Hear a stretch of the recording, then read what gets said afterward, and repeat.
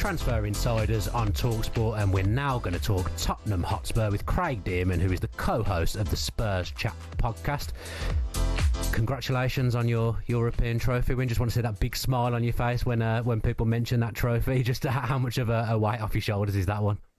Oh, it's massive, absolutely massive. 17 years without a trophy, and the release. I was in the stadium watching the game, and just the relief and release of emotion was unbelievable. So, first European trophy in 41 years as well. But that 17-year thing that's been hanging over us is finally done and dealt with.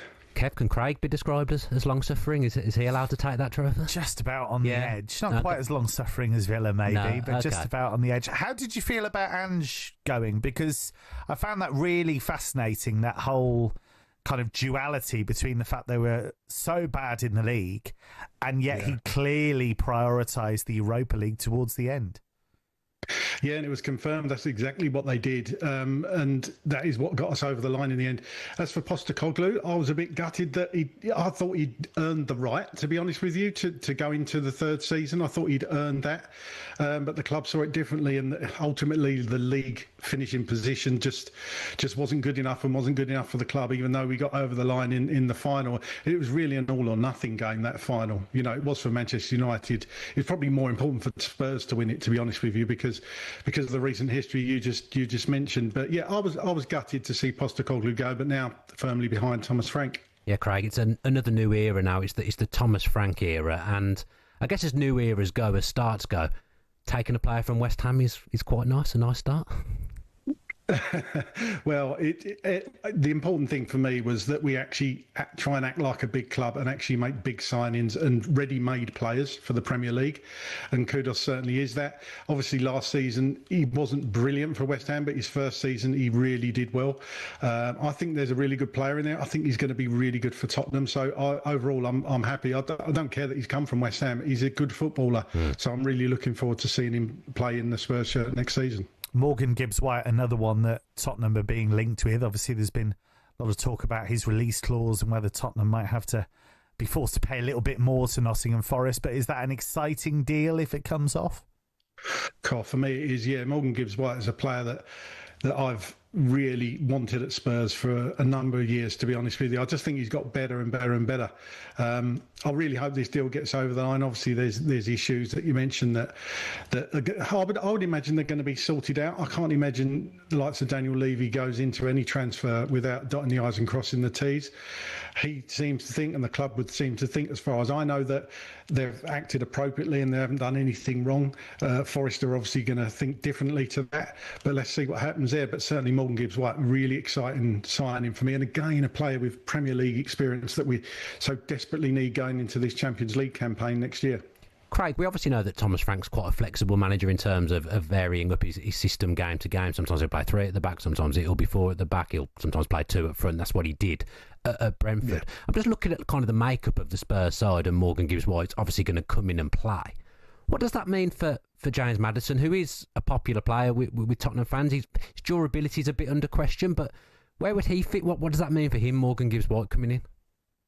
I think, to be honest, there's probably scenarios where you could play them both in the same team, but it's what we've been crying out for. Again, it's not just having that first 11, it's about having a squad. I mean, Manchester City have done this for years, Liverpool have done it for years. It's about creating a whole squad where there's no drop-off when players come in. So whether that be Maddison plays in a league game and Gibbs-White might play in a Champions League game, or vice versa, whatever it is, there's players challenging, good players challenging other players in key positions all over the park, and that's where you really want to get to. And as I say, Manchester City have done that for years, and look at the success they've had.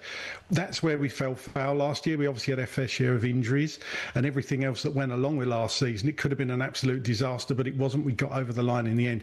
But building a squad for the Champions League, you're going to get found out in the Champions League if you don't build a squad, and bringing in somebody like Morgan Gibbs-White to challenge the likes of James Maddison, to challenge the likes of Dejan Kulusevski, is only a good thing.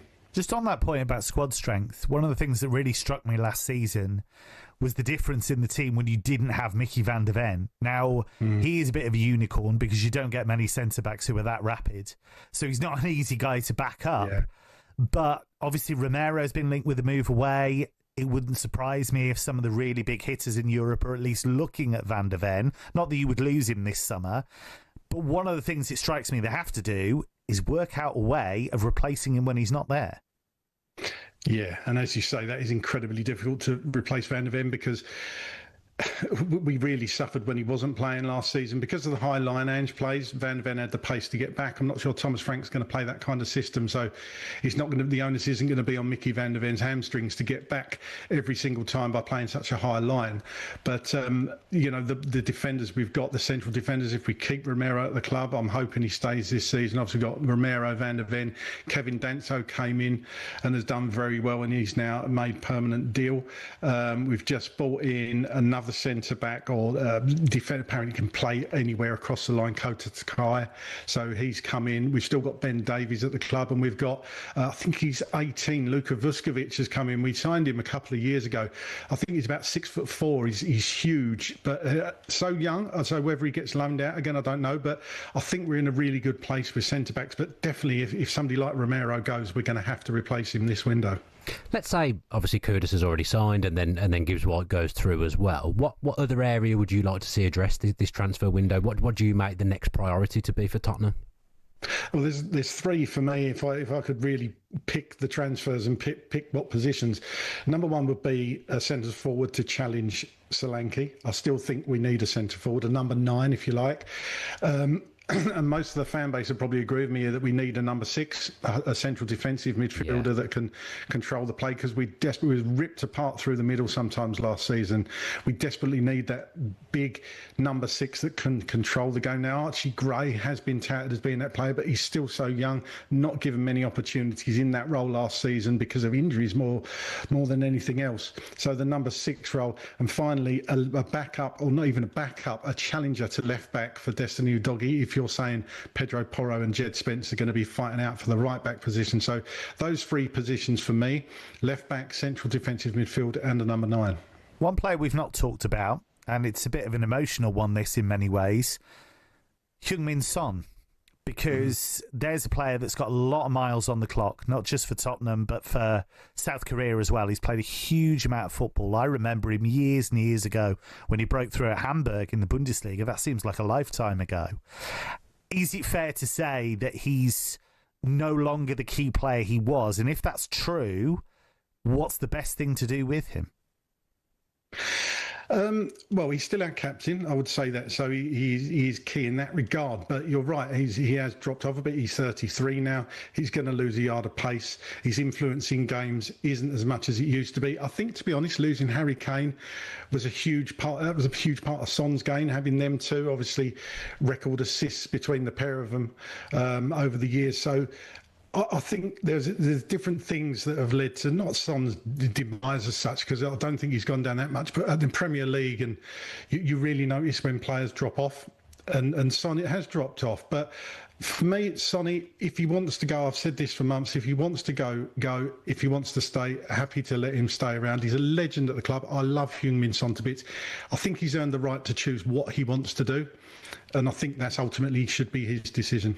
Yeah, Kev, some players kind of belie like transfers and, you know, clubs deciding to sell them and whatnot. I think Craig's right there. Son earned the right to absolutely. His own destiny. Yeah, you wouldn't be wanting to kick him out. I mean, he deserves just the most amazing send-off when he goes, but just it's a difficult thing for a player to deal with. If you've been automatic first choice for so long, if you are the captain, if you're suddenly in a situation where you're not always first name on the team sheet and suddenly you are getting rested a bit more than you'd like, it's quite a hard thing for a player with Son's kind of ambition and his ability and his drive to handle. So I'd just be really interested to see how Thomas Frank deals with it. I mean, this is where Frank, I think, comes into his own, actually. This kind of scenario where he has to have that human touch and he has to have that honesty with the player. So I'll just be really fascinated to see how they deal with it.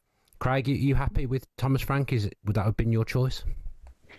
It's a difficult one because I felt, like I say, I thought Ange deserved that 3rd season. The fan base was kind of split on it, to be honest with you. There were sections of the fan base that thought that Ange should have stayed, and sections that want, you know, and they want Ange out, Ange in. It was kind of everybody was shoehorned in a box. Do you know what I mean? When Thomas Frank came in, I must admit I was I wasn't sure, but having done research on him, and obviously we've seen him week in, week out in the Premier League anyway with Brentford. Very good tactical manager. And when you actually do a deep dive into Thomas Frank, what he's all about, the coaching staff and everything and what they bring, I'm actually quite excited to see what Thomas Frank can do with this squad now. But he must be backed in this transfer window. As I say, we're getting there. We've got players over the line, but he must continue to be backed with ready-made players. Keeping with the club ethos of buying in youth, buying in young talent, but also ready now players. It's most important we back Thomas Frank in this window, because he'll be set up to fail if we don't continue to back the manager. Craig, thank you ever so much, mate. We've loved talking to you. That's Craig Dearman, co-host of the Spurs Chat podcast.